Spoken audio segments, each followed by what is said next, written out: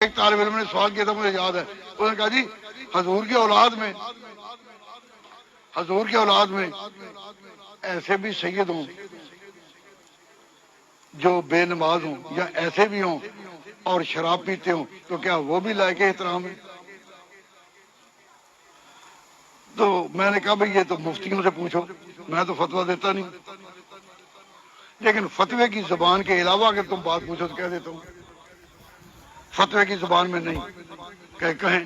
میں کہ سنو، حضور کے خاندان سے، حضرت فاطمہ کے خاندان سے، حضرت حسن اور حسین کے خون سے کسی کی بھی نسبت ہو، کتنا ہی گناہگار کیوں نہ ہو، تو میرے سوال کا جواب تم دو کہ جو پرس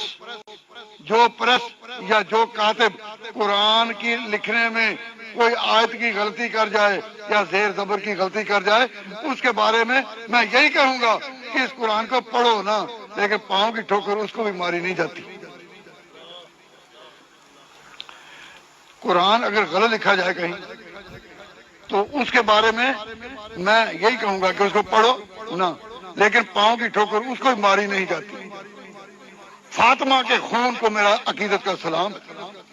اس سے جو نبی پاک صلی اللہ علیہ وسلم کا سلسلہ آگے چلا، بلکہ کل بنو ہاشم کا جو سلسلہ چلا، یہ خاندان لائق احترام ہے۔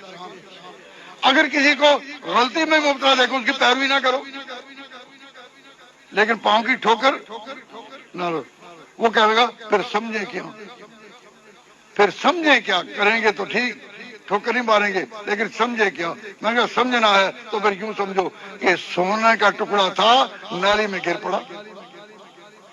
اگر کسی سادات میں سے اور فاطمہ کے خون میں سے کسی کو اس درجے میں آلودہ دیکھو تو کہو کہ سونے کا ٹکڑا تھا نالی میں۔ جو سونا نالی میں گر جائے اس کو نکالا اور دھویا جاتا ہے یا اس کو گٹر میں جانے دیا جاتا ہے؟ ہاں جی، اس کو گٹر میں جانے نہیں دیا جاتا۔ تو ہم حضور کے غلام ہیں، حضور کے امتی ہو کر حضور کا نشان ہے، حضور کی صلبی اولاد نہیں، ہم آپ کی روحانی اولاد کا عنوان ہے۔